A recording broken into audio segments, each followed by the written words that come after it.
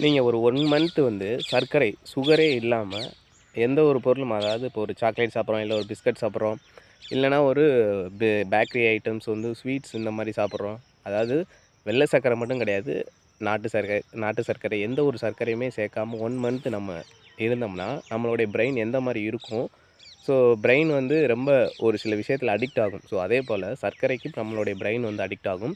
So அதனால தான் maximum வந்து நம்ம இனிப்பு பொருள்கள அதிகமாக வந்து நேசித்து வந்து சாப்பிடுவோம். இதுதான் வந்து எதார்த்தமான உண்மை.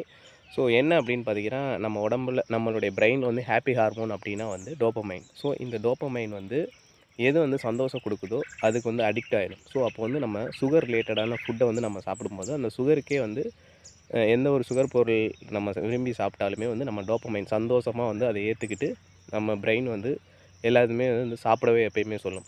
ஸோ அதனால நீங்க அந்த சுகர் லெவல 1 மந்த் வந்து ஸ்டாப் பண்ணும்போது, உங்களுக்கு அந்த டோப்பமைன்லேருந்து அந்த ஹாப்பி ஹார்மோன்ஸ் வந்து அந்த அளவுக்கு வந்து ரொம்ப டயர்டா ஃபீல் பண்ணுவீங்க. ஒரு மாரி சோர்வாவே இருப்பீங்க.